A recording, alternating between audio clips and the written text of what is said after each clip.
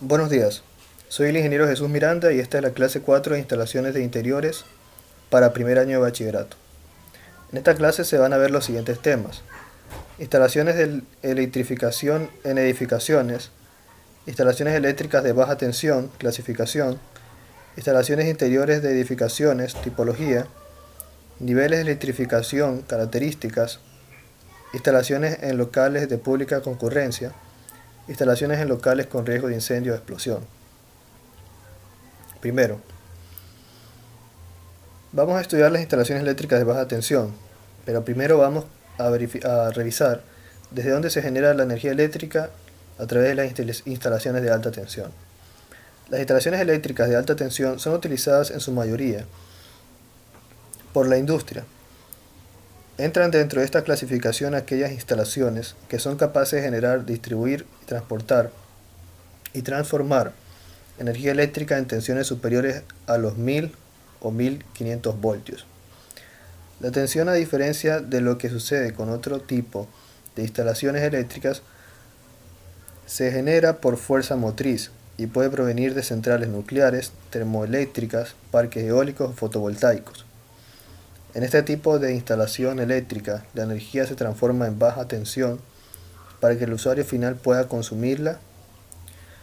Los sectores que utilizan la alta tensión suelen ser el industrial y el terciario.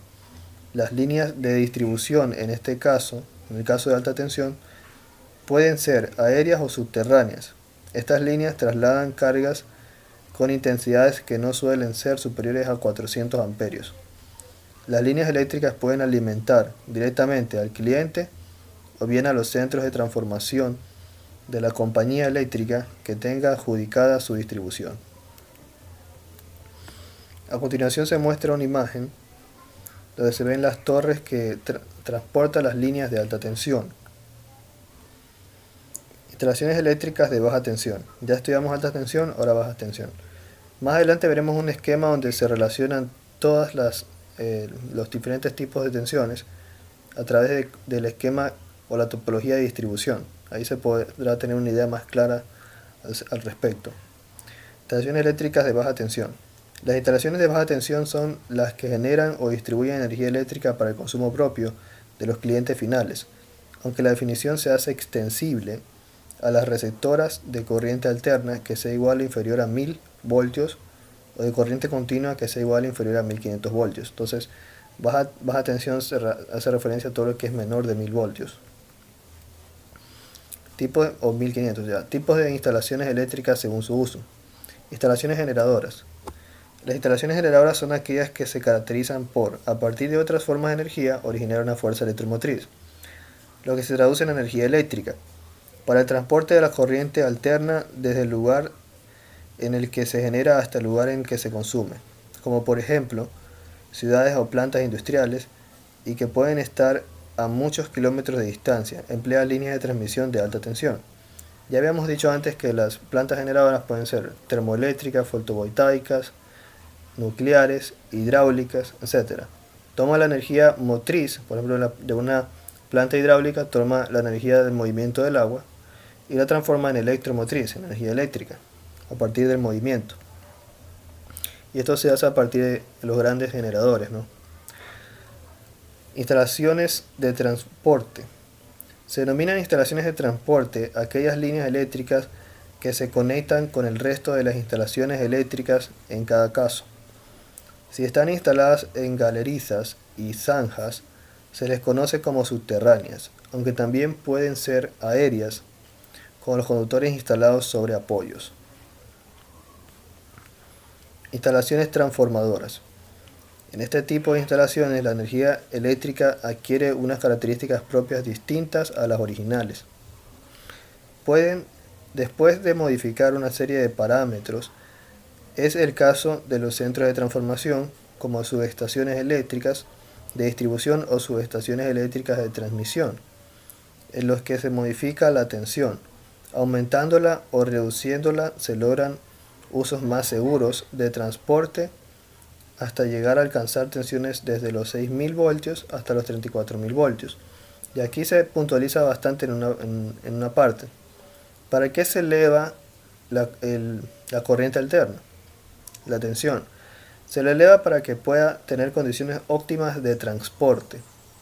Para que la energía eléctrica se transporte largas distancias, se la tiene que elevar a estos niveles de voltaje del orden de los 34.000 voltios, como se observa aquí, para que la energía pueda llegar hasta su destino y pueda recorrer largos tramos de conductores y no vaya a menguarse, o sea, a bajar su nivel.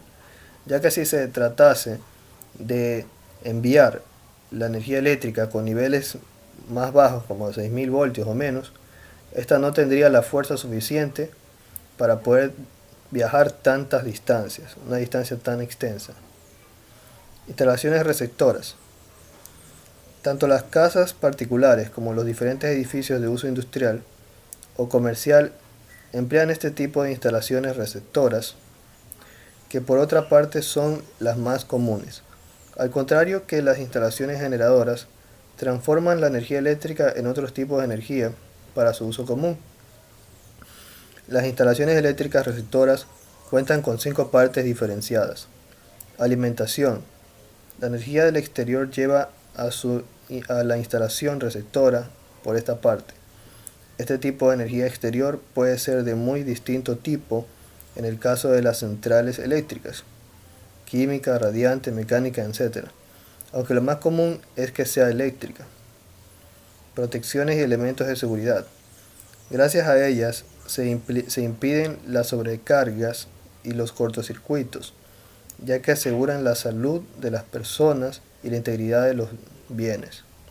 Conductores. Los conductores de una instalación eléctrica son los hilos y los cables por los que circula la corriente hasta los componentes de toda la instalación. Un cable se compone de varios hilos que a la vez son alambres generalmente de cobre o de aluminio. Los cables pueden trasladar más cantidad de corriente que los hilos. Mando y maniobra. Interruptores, conmutadores, relés se encargan de intervenir sobre el flujo de la energía. Sirven para regular la corriente eléctrica, desconectarla y conectarla cuando es necesario. Puntos de consumo. Son los receptores finales de la energía y los encargados de transformarla en otro tipo como la luminosa, térmica, mecánica, entre otros. Aquí tenemos el esquema de la distribución de la energía eléctrica. Todo comienza con una planta o central generadora. Esta genera alrededor de 3 a 36.000 voltios. Para que esta energía pueda transportarse largas distancias, es necesario que pase a un transformador, como el que se encuentra aquí, que es la estación de transformación o la estación elevadora. Esta la eleva a órdenes de 110 o 380.000 voltios, que es el nivel apropiado para que pueda desplazarse grandes distancias.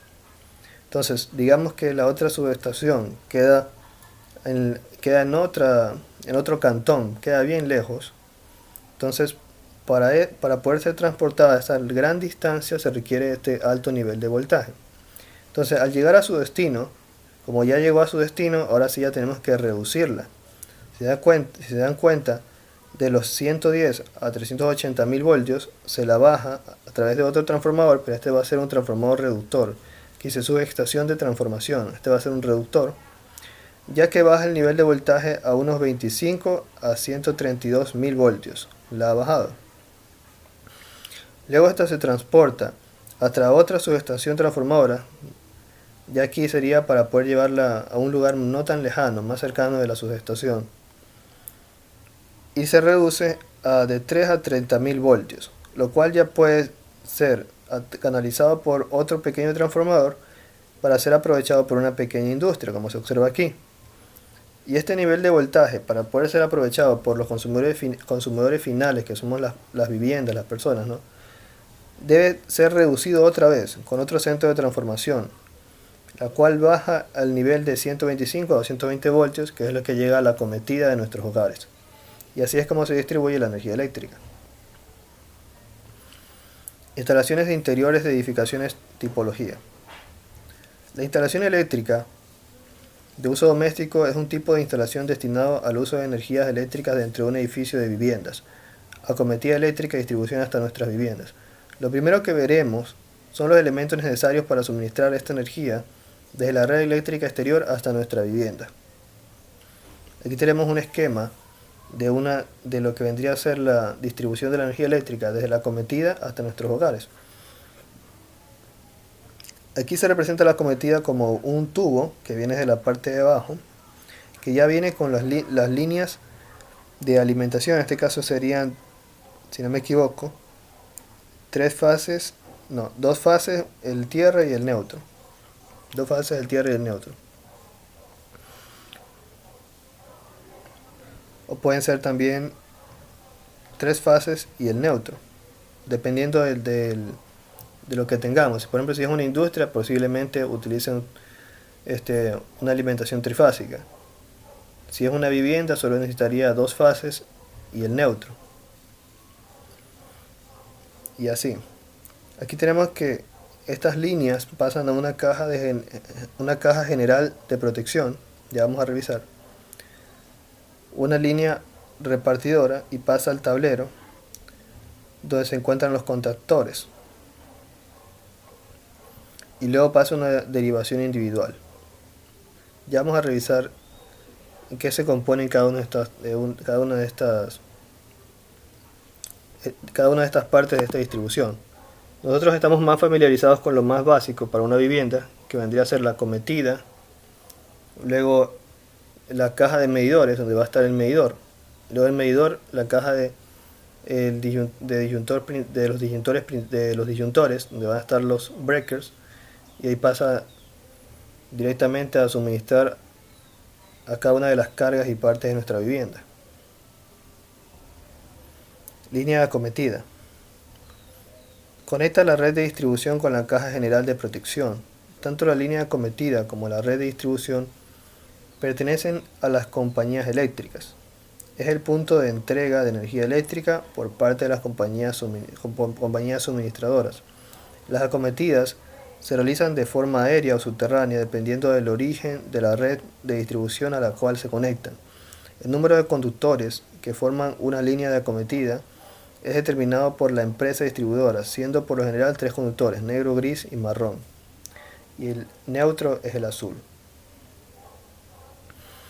Aquí dice que son tres conductores, más el neutro. El número de conductores que forman una línea de acometida es determinado por la empresa distribuidora, siendo por lo general tres conductores. No, son tres conductores. El negro, gris y marrón más el neutro azul. Los tres conductores deberían ser la fase y el neutro.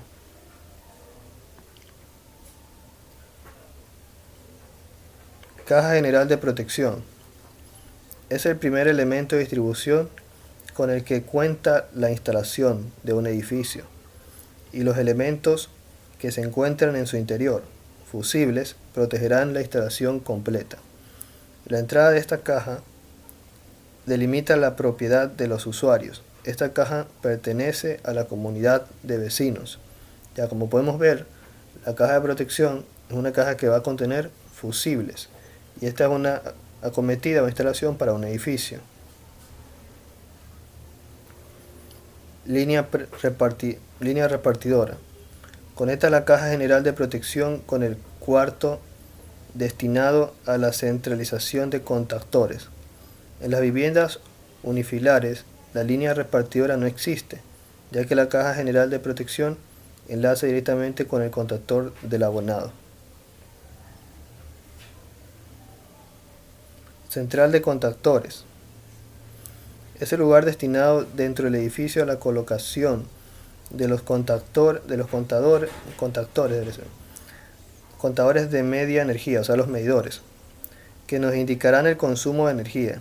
El encargado de la compañía eléctrica lee en el contador la energía consumida durante un periodo determinado para anotar la cantidad en el recibo de la luz. Las cajas que contienen los contadores son transparentes y tienen puertas precintadas, ya que de esta forma los contadores no pueden manipularse y puede verse la lectura sin necesidad de abrirse. La central de contadores cuenta además con un embarrado donde se realiza la conexión individual de cada usuario. Esta consiste en la mayoría de los casos en una conexión con una fase. Se reparten las tres entre los vecinos y el neutro. Ya, cuando me refiero a los contadores, me refiero a los medidores de luz. Y se encuentra la caja donde se ven los medidores. Porque repito, esta es una instalación de acometida para un edificio. Entonces el edificio puede tener distintos medidores para las distintas etapas o plantas del edificio, ¿no? Derivación individual. Las derivaciones individuales unirán el contador de cada abonado, o sea, los medidores, con el interruptor de control de potencia instalado en el interior de cada vivienda. Toma de tierra. Se emplea en las instalaciones eléctricas para evitar el paso de corriente al usuario por el fallo de aislamiento de los conductores activos. La toma a tierra es un camino de poca resistencia a cualquier corriente de fuga para que cierre el circuito a tierra.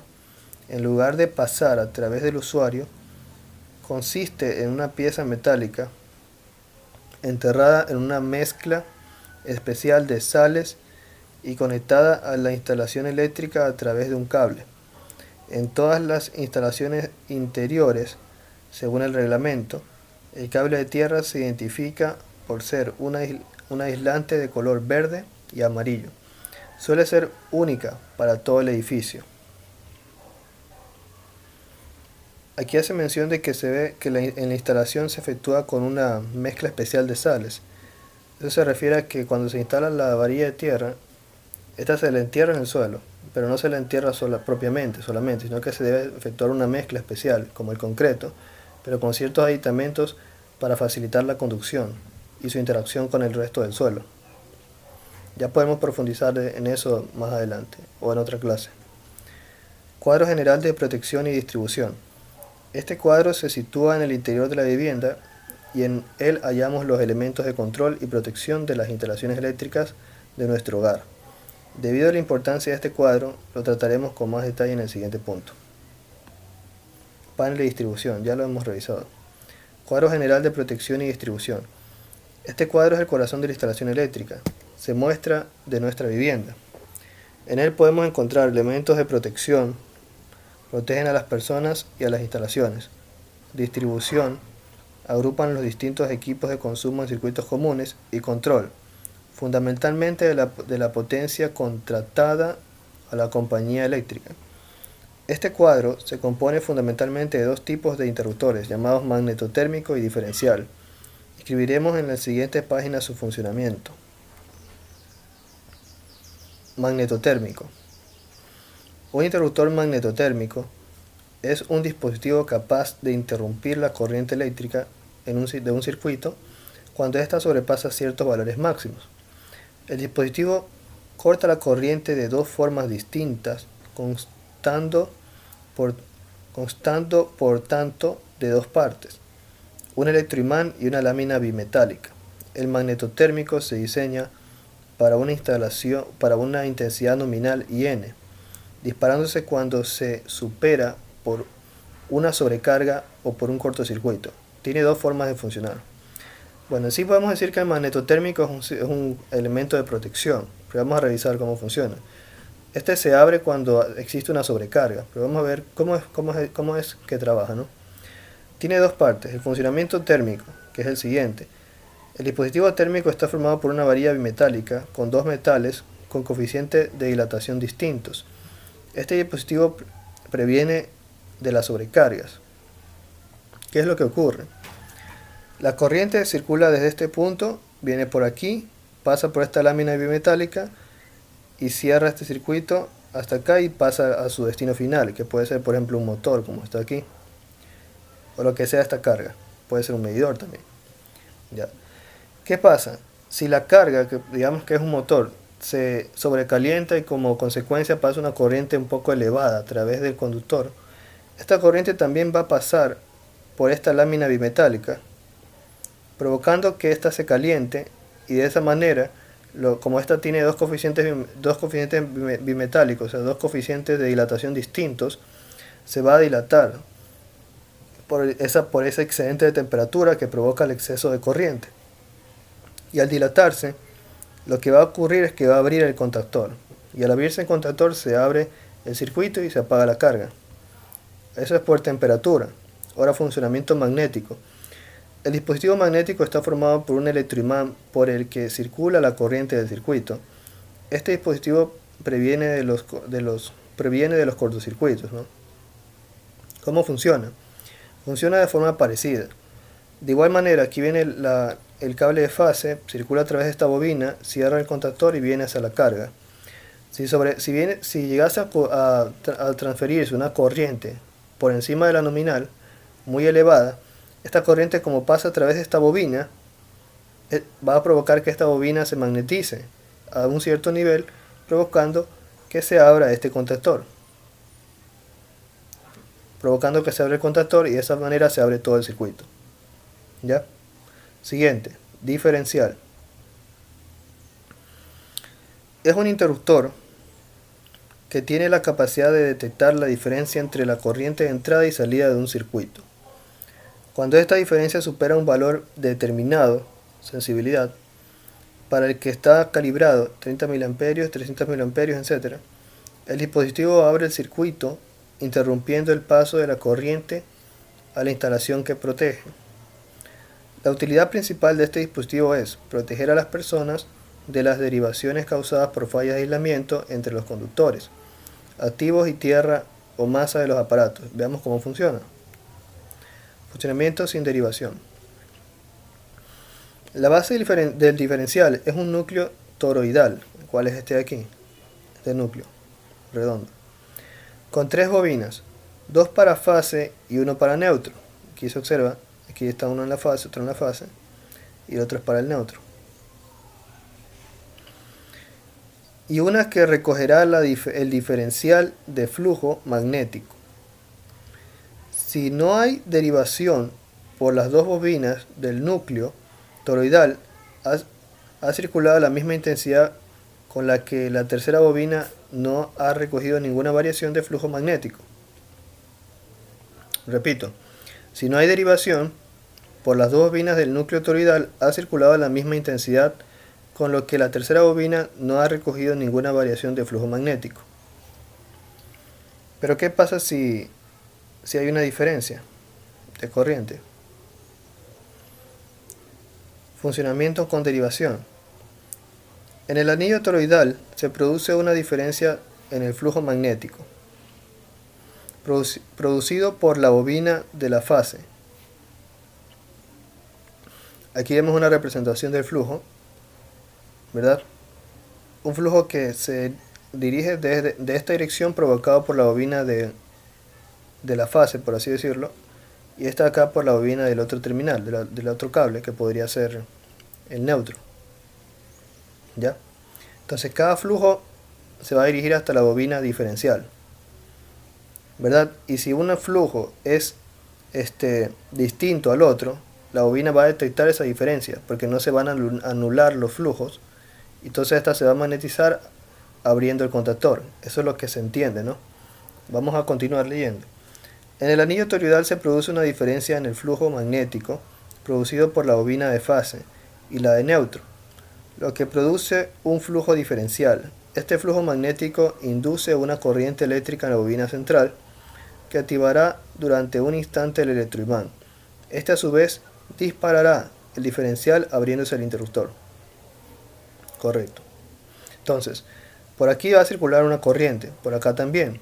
Pero si hay una fuga de corriente, porque problemas de aislamiento, quién sabe qué, obviamente la corriente entregada va a ser superior a la corriente recibida, o que retorna por el neutro, porque la corriente se va a estar fugando por algún camino en especial.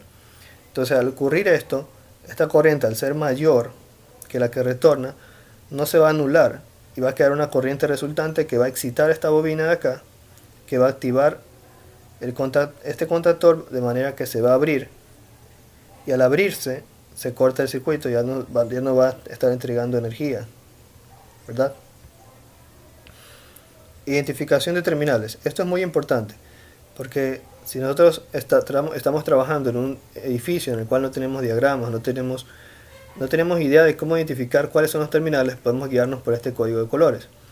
Para poder identificar los distintos conductores de las instalaciones eléctricas ocultas de una vivienda, se ha adoptado un código de colores. La fase es siempre el conductor que está aislado con PVC de color negro, marrón o gris. La fase de color negro, marrón o gris. La fase es de color negro, marrón o gris. Depende del color de la fase que se tomó en la derivación individual desde el cuadro de contadores o cuadro de medidores. El neutro está aislado con un PVC de color azul. El neutro PVC de color azul. El neutro PVC de color azul. El conductor se toma de tierra es bicolor, con rayas amarillas y verdes. La tierra es bicolor con rayas amarillas y verdes. El conductor de toma a tierra es bicolor con rayas amarillas y verdes. Estos colores tienen la ventaja de ser reconocibles hasta por los daltónicos, ¿ya? Entonces recordar, la tierra es amarillo con verde, bicolor. El neutro es de color azul. Y la fase es de color negro, gris o marrón. Aquí está el ejemplo. Aquí hay una fase color gris, una fase color marrón, una fase color negro. El neutro está todo de color azul, azul, azul y azul. Y la tierra amarillo con verde, amarillo con verde, amarillo con verde. Ya, instalaciones eléctricas básicas. Esto es parte de la topología. Aquí podemos ver la instalación eléctrica de un tomacorriente. Aquí se encuentra el tomacorriente.